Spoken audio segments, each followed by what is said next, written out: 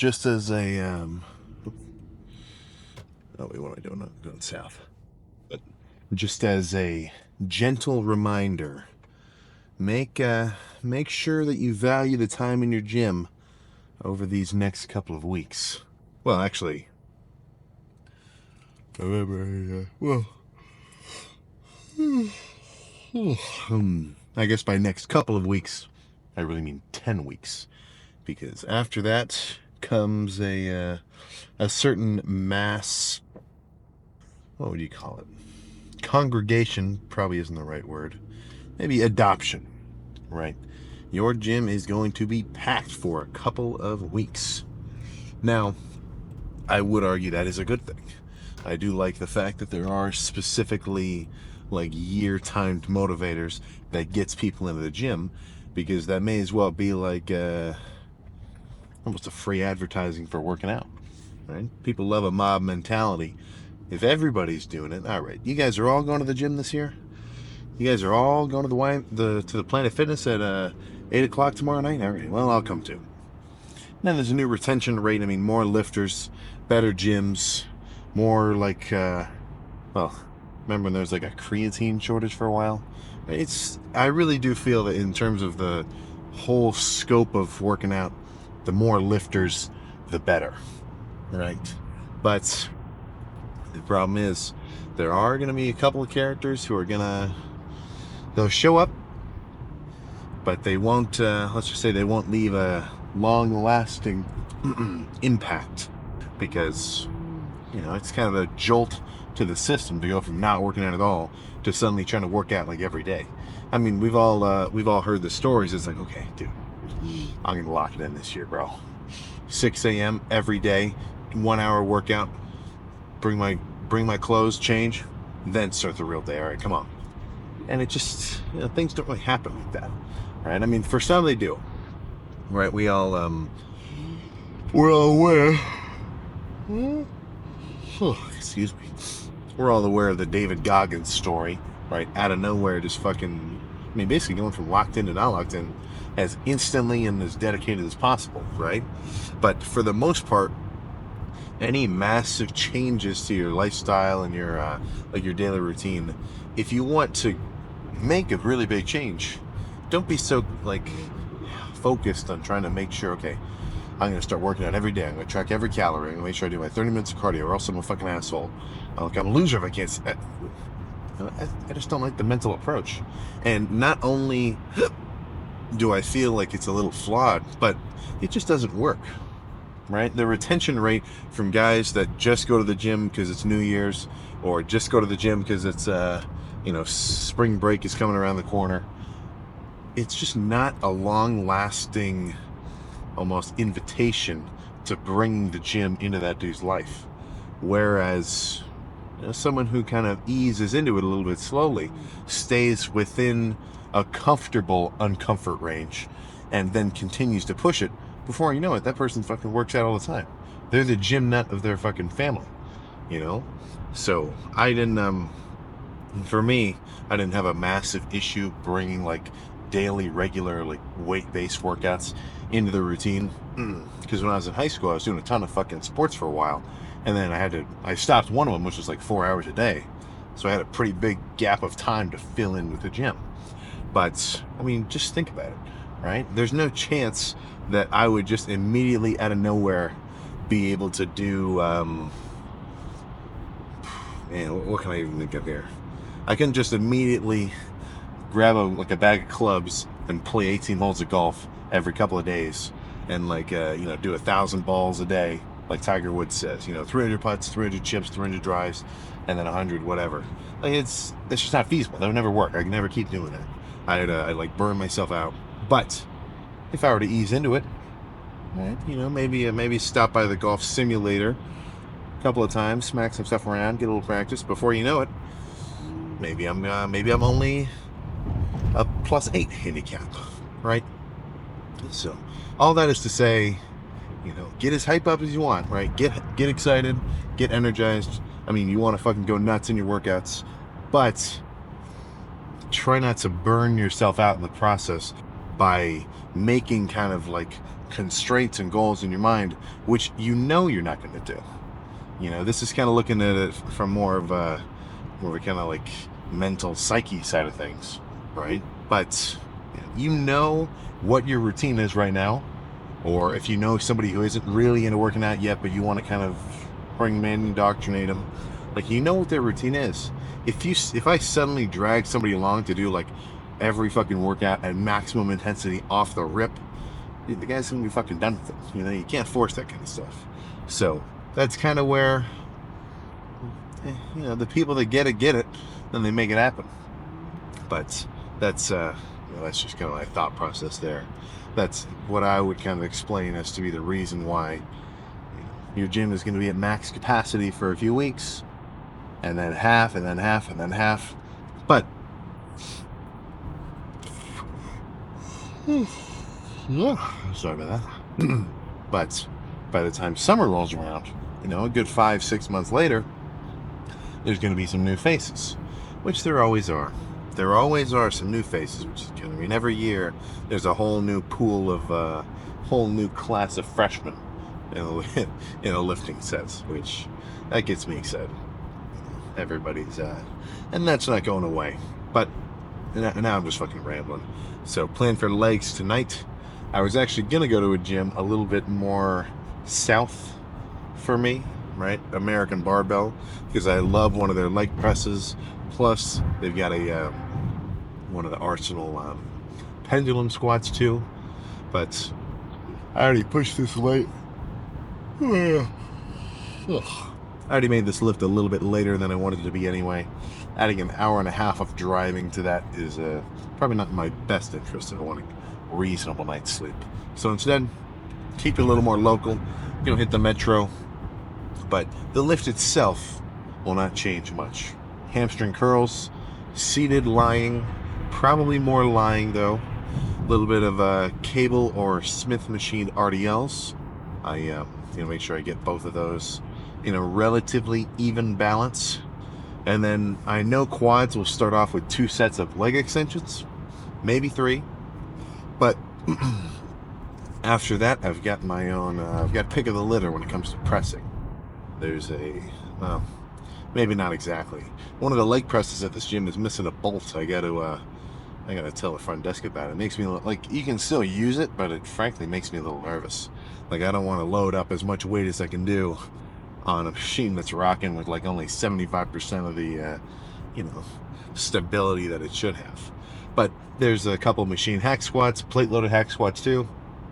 So I'm gonna make sure whichever one I pick, I do some I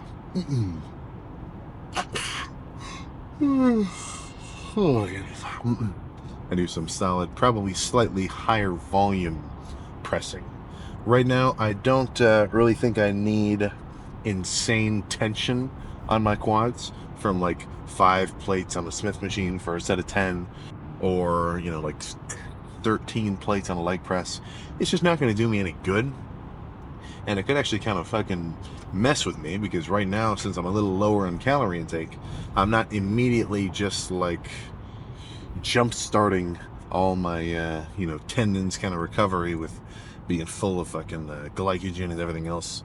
So when you're dieting down, that is something to keep in mind. Maybe be a little bit gentler on some of your joints, because there is a certain comfortability that comes with being carved up and bulked, where I can do certain kinds of push downs or skull crushers, and it doesn't really bother my elbows, because over the course of the 4 days until I come back to do triceps again, they've kind of tensed themselves back up. Then my my elbow is going to feel good for the next tricep day.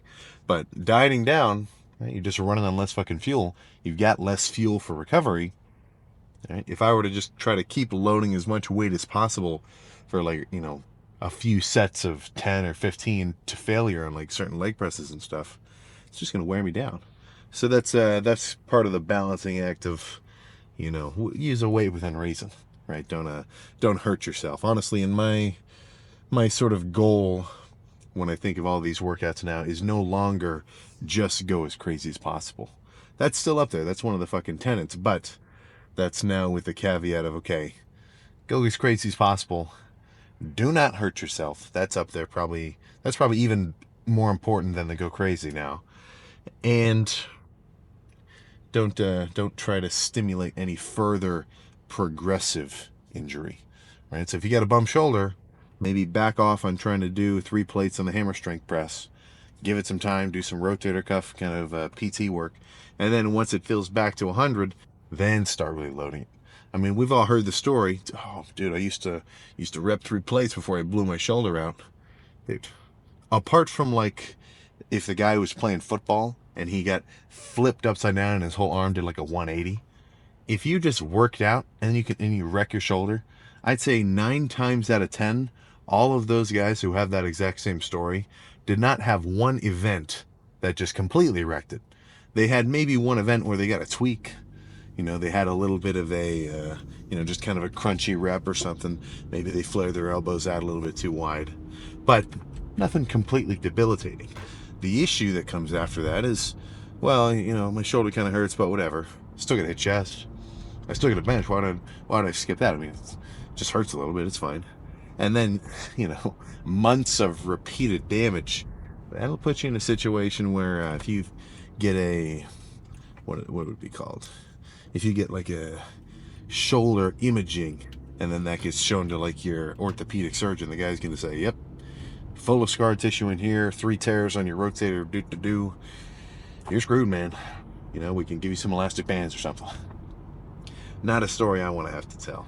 But let's just cut the chatting, drink my pre-workout, which I have yet to do. That is intentional because I don't need to be fully caffeinated for hamstrings. This is a little bit of a longer lift.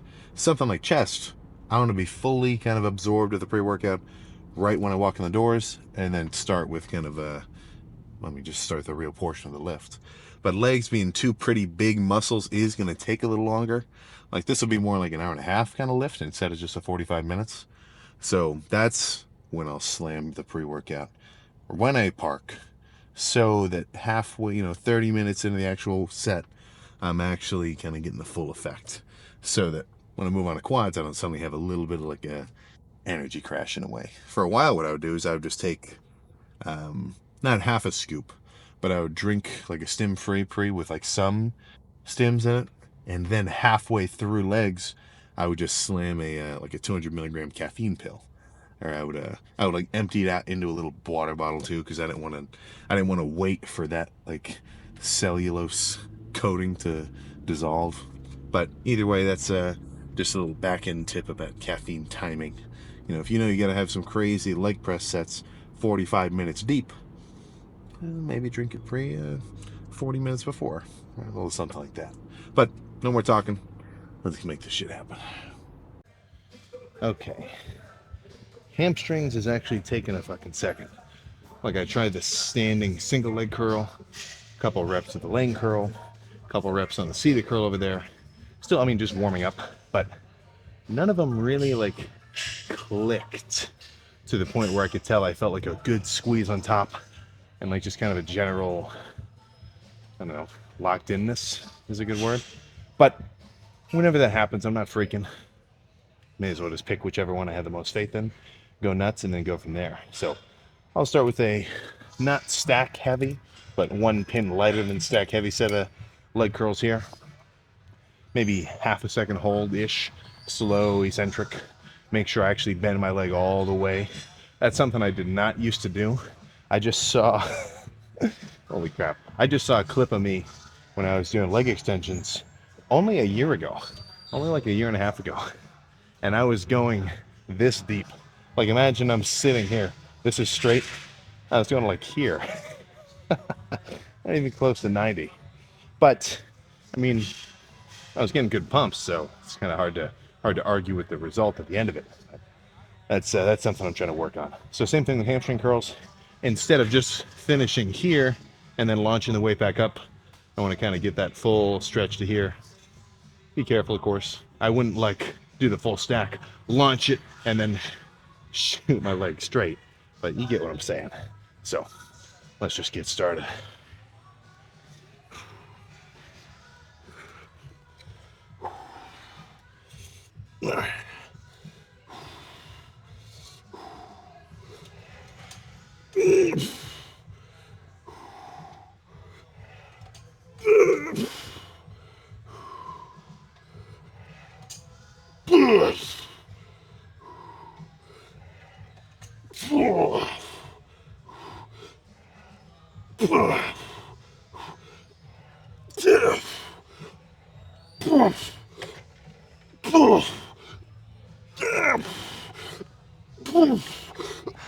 Oh my gosh.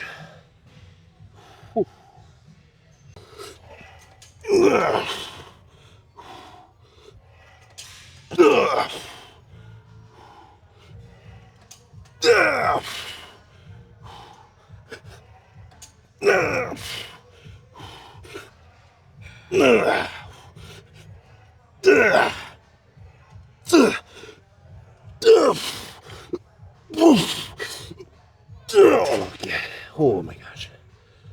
Ooh. All right. That's my cue. Let's do a lighter squeezing set. This one will be much more squeezing focused, which if you notice, or actually it might not be that obvious, but this machine, the way it works, as we all fucking know, right? You push down this lever, it pulls the cable, but this round part, which you can call like the fulcrum, isn't a constant distance away. So it's actually heaviest at the top in the stretch position, and as you do the rep, it's going to get lighter.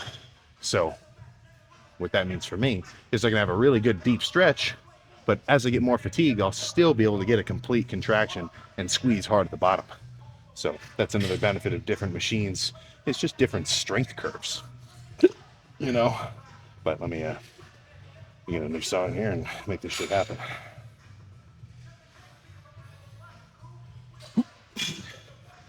Not too heavy either. Whoops.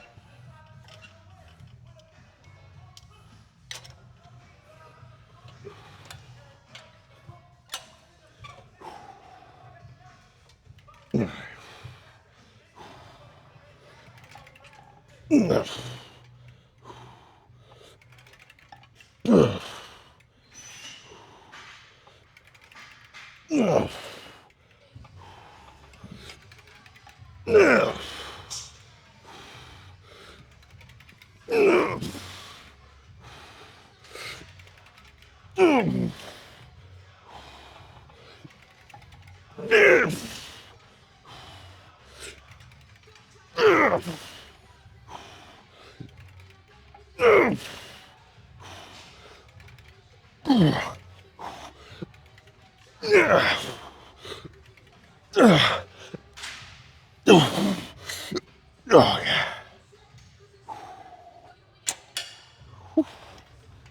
One more. A little heftier. It's a good machine, though.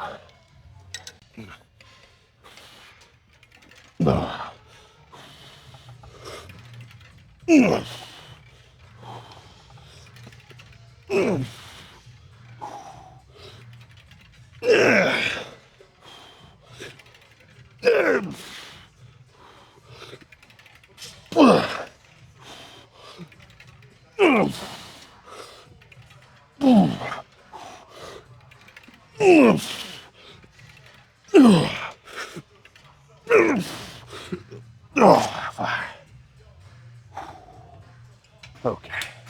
I was going to say 2 and then move on to RDLs, but this feels too good to jump out. Let's do 1 more and then get some RDLs. Smith, I think.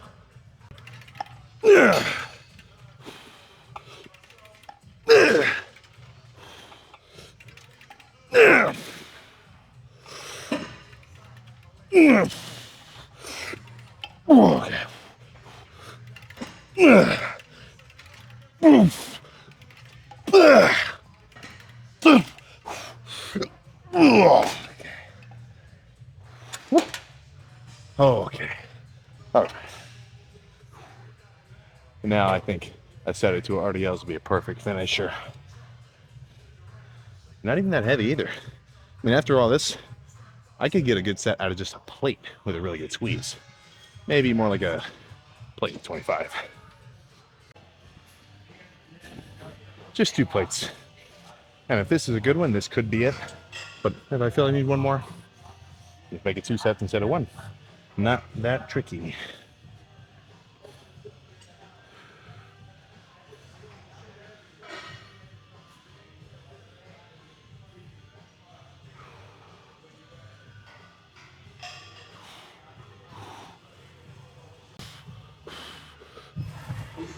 I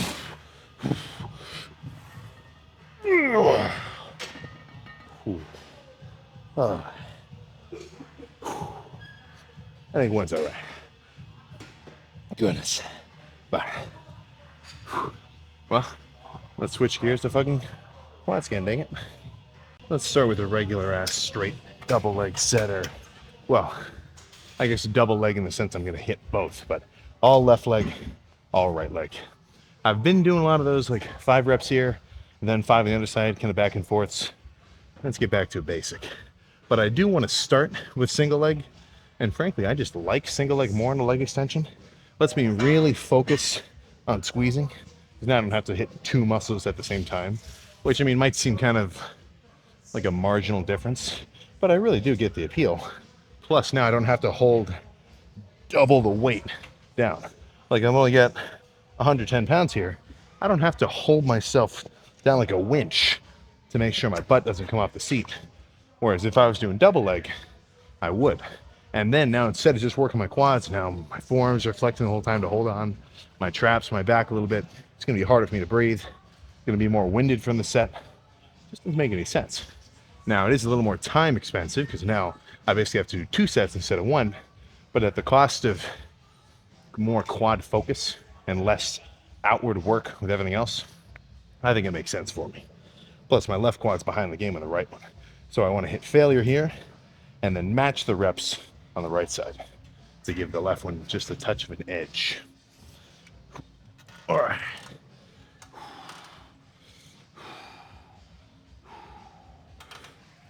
Yeah.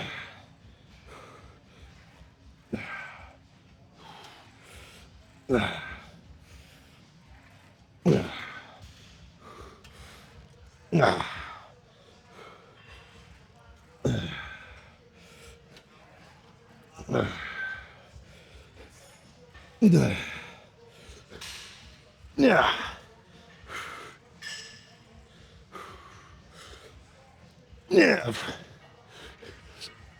Oh. Yeah. Yeah.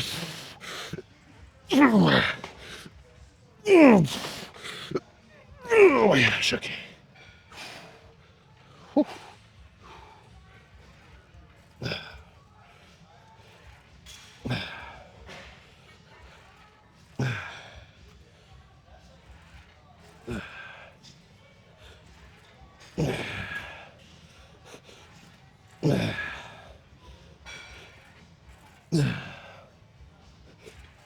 Yeah.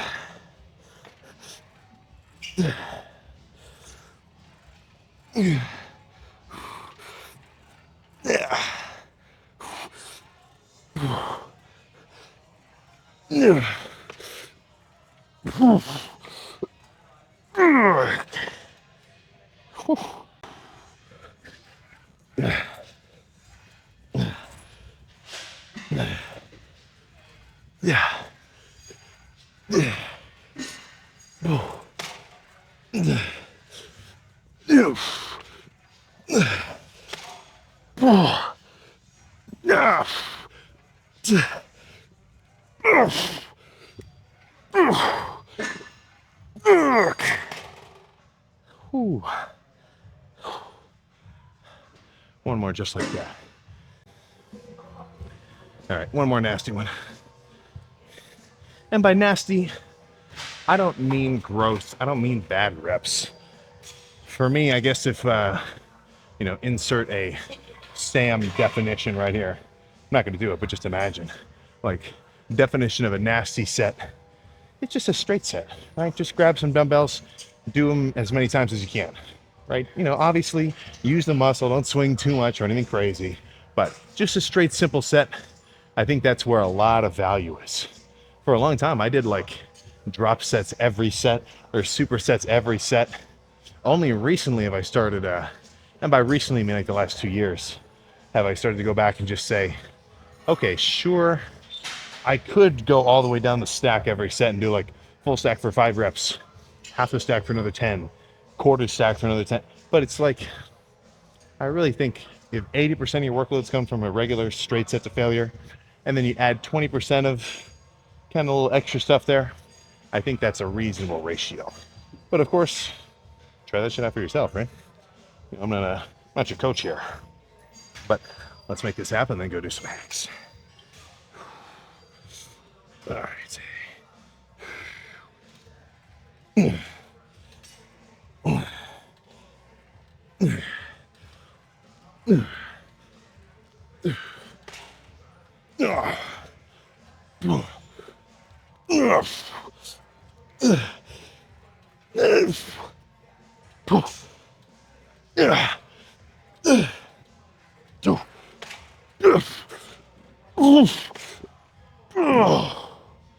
Holy crap.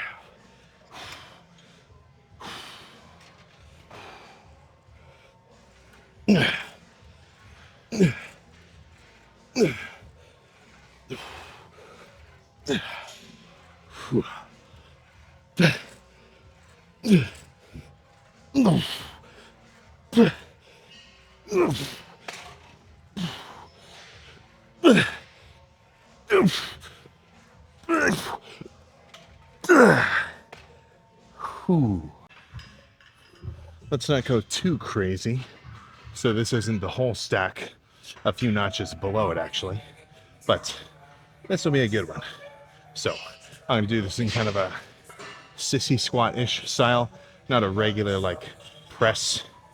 And part of the reason for that is just, it's just different, but also it lets me get much deeper, right? Like I don't think I could get the same stretch if I did like a regular flat-footed set here as I can now with going on the toes, letting my knees go way in front. But be mindful, because you're gonna put a lot of tension on your knees in a very stretched position. So, you know, maybe ease into it if you don't already do this kind of stuff. Or just kind of rep.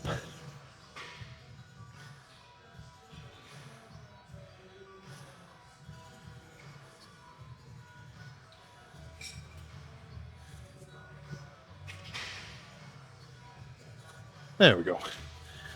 All right, come on.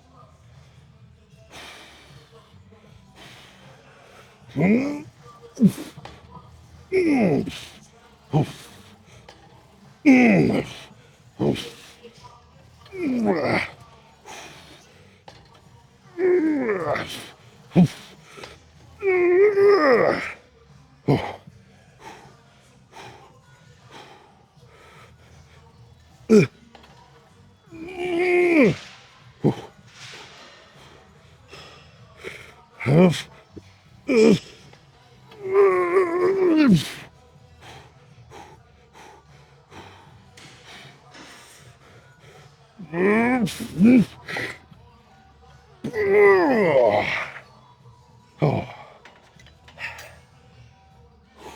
too heavy.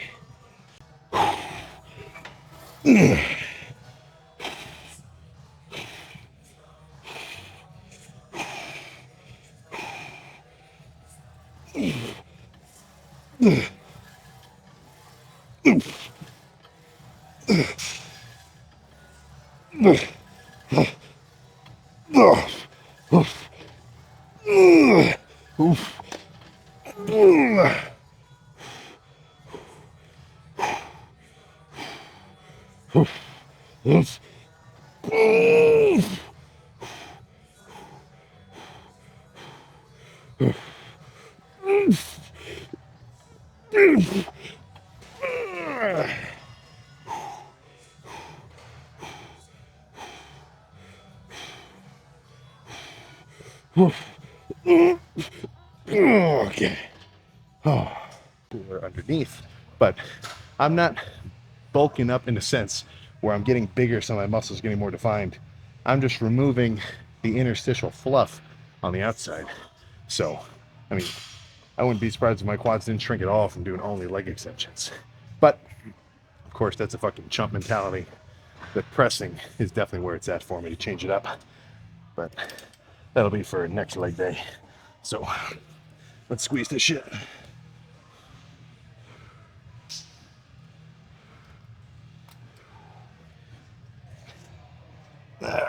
this.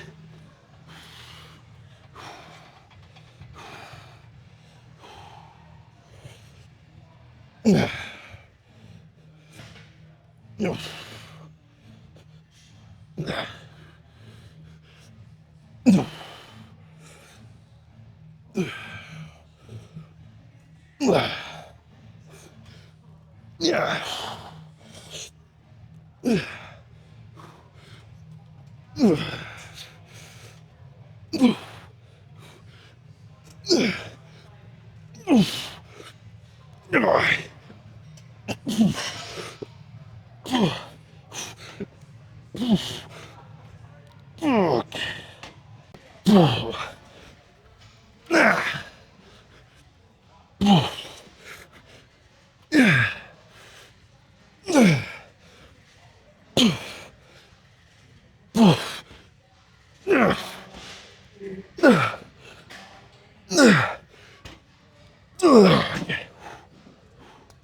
Let's make a jump set.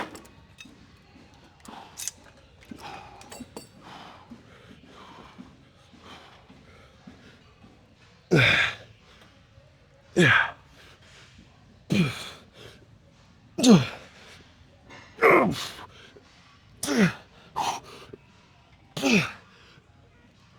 Okay. There we go. Yeah, that's enough. I gotta fucking chill in the heavy shit. Because, I mean, it's like I was just saying in the car. If I were to just completely ignore this little bit of tenderness in here, lift after lift after lift, eventually it's not gonna be a little tenderness. It's gonna be a fucking issue. Which, as I said before, rule number one, don't fucking hurt myself. That's what I'm trying to stick to very rigidly. Very fucking rigidly. But even with that, an insanely heavy set of, you know, some kind of leg press, I still have a pretty reasonable fucking quad pump with a hamstring pump to accompany it.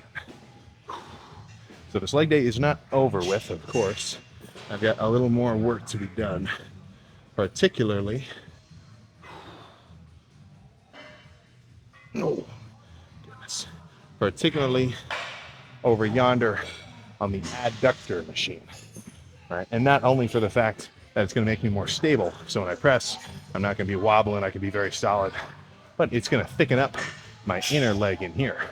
So then I can stand wider, fill in this gap space, and make myself appear as though I have bigger legs.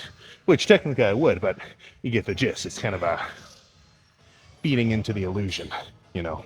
But I got gonna go camp out in the adductor and the calf raise, but that'll be just some straight up sand time. So I'll catch you in the car.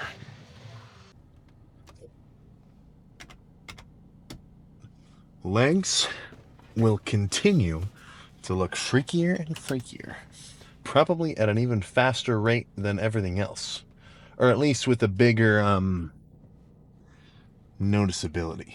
Right. So what I mean there is like the you know, you can still see a little shoulder striation right now and some tricep separation and some chest fibers, just a touch. But legs, both legs usually are a little bit of a sleeper build kind of thing, since once you get extra lean, you don't have to have insane tree trunks to see the you know, your three long you know, your three individual heads of your quads, some hamstring freakiness, veins crawling all over the place. Right? It doesn't take that much.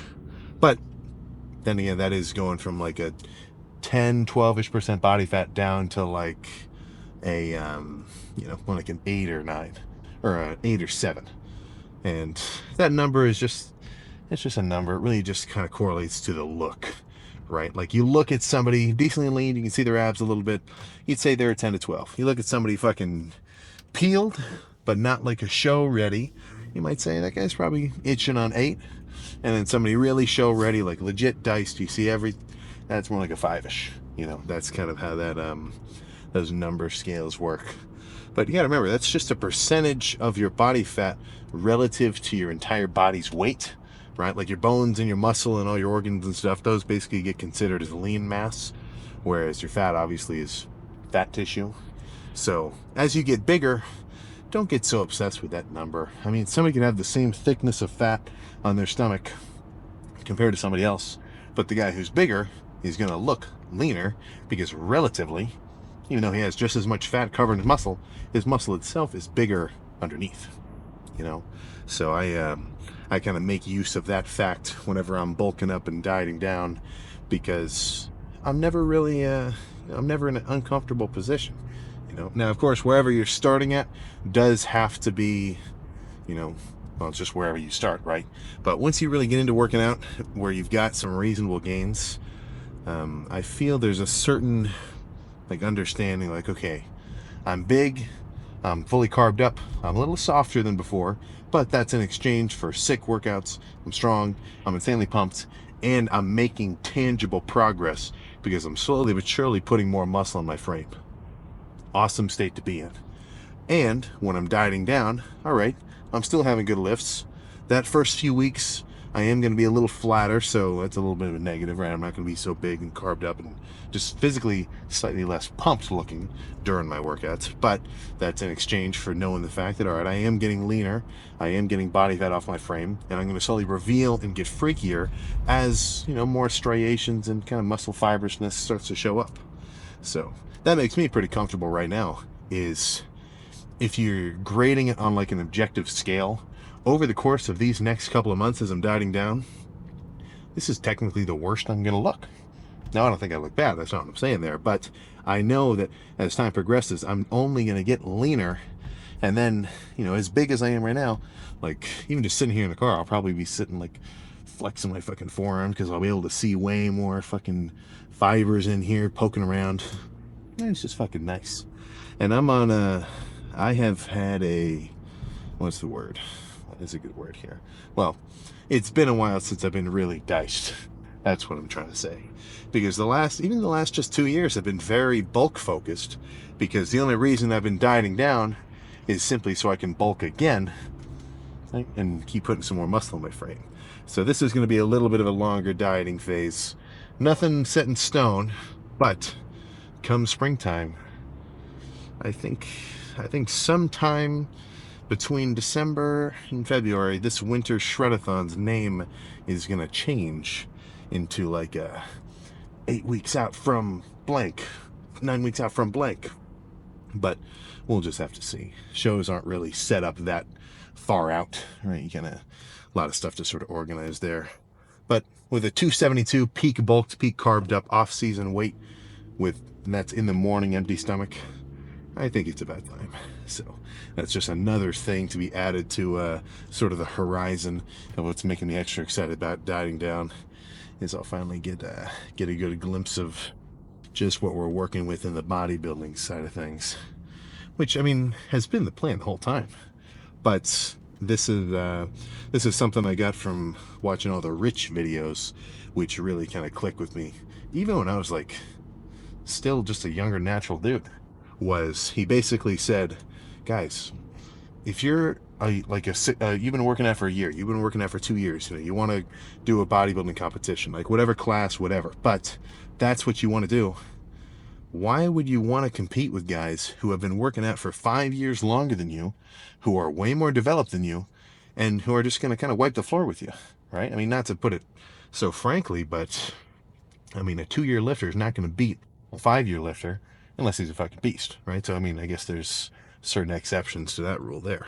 But if you know what that competitive size and kind of state is, then why would you want to get on stage before you're ready, right? I've always kind of felt like when I see a dude who, and this is barring, well, I'll get into it in a second, but if I see like a 15-year-old dude or like a 17-year-old guy who's been working out for a couple years, he does his first show, and he depletes himself down to like a diced 150 at like 5'10", I'm like, dude, you just spent 4 months dieting down, which from my perspective, I'd probably say you'd be better off just spending that time continuing to bulk up and progress, because you've definitely got more gains on the table.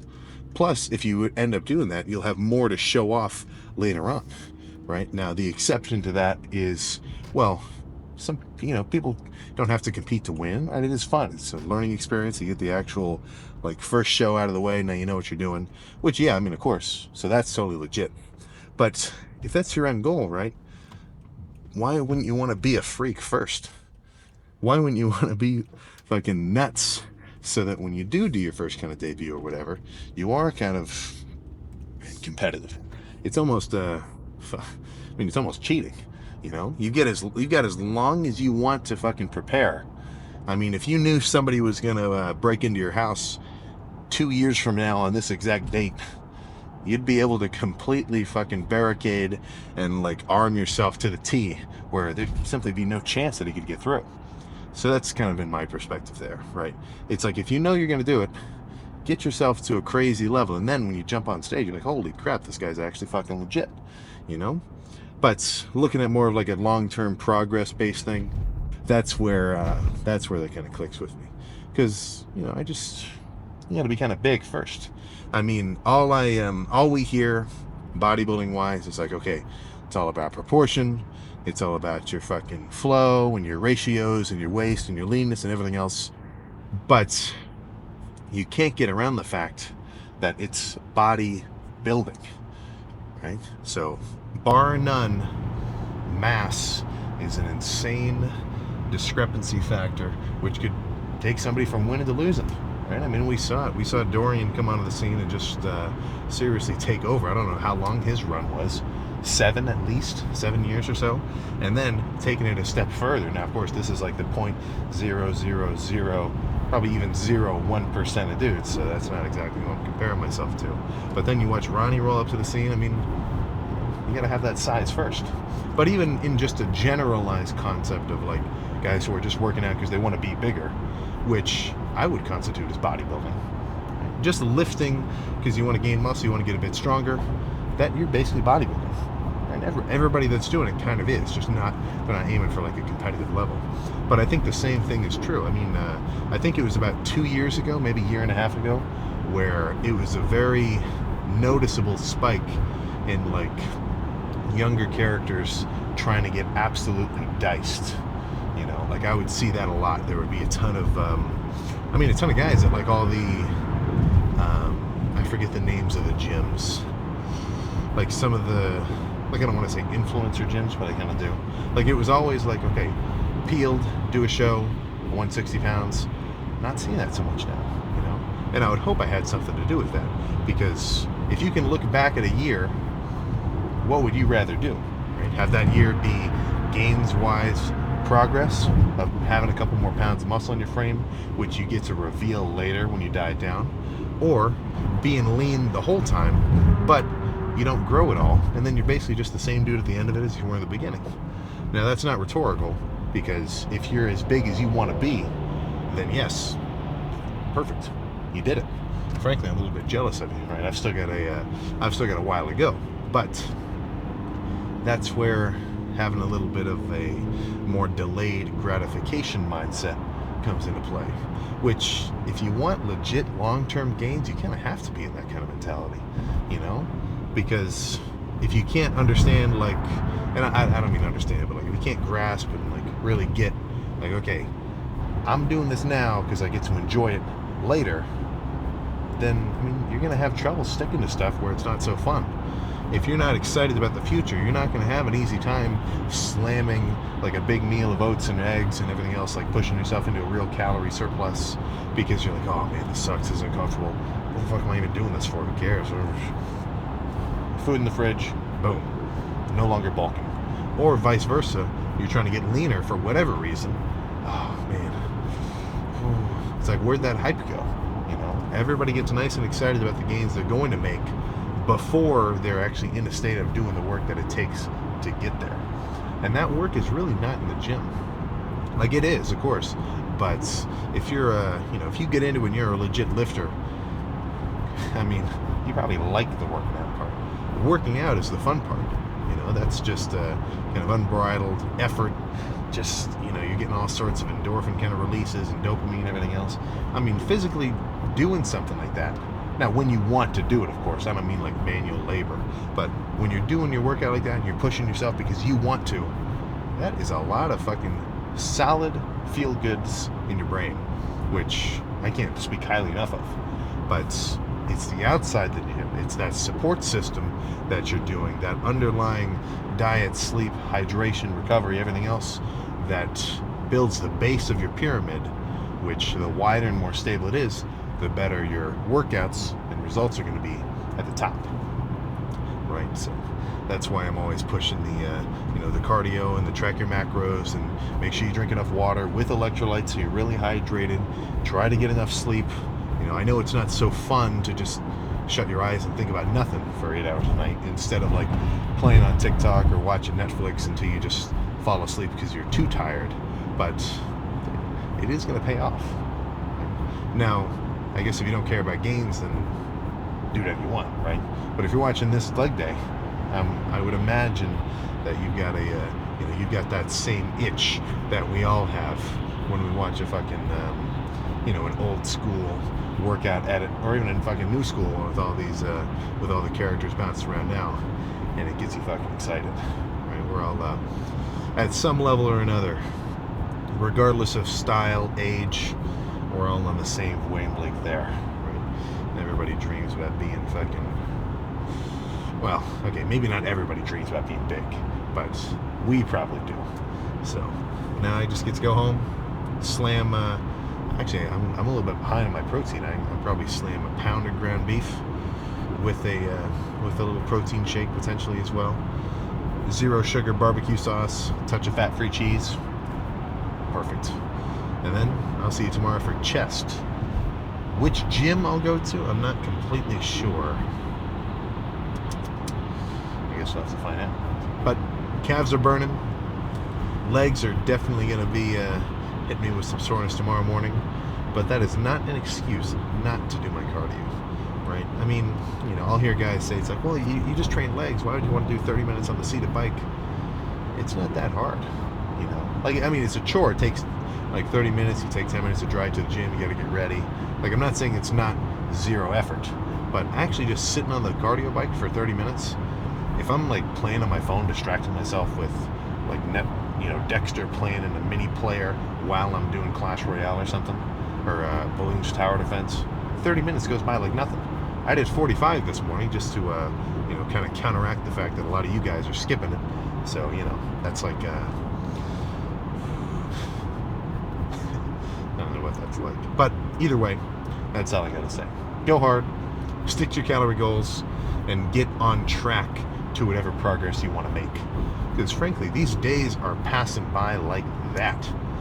I mean, I may as well blink and it was like 2.5 years ago when I posted the first lifting TikTok, or when I first had my dad buy me a squat rack to put in the basement and I could barely do 225 like even once.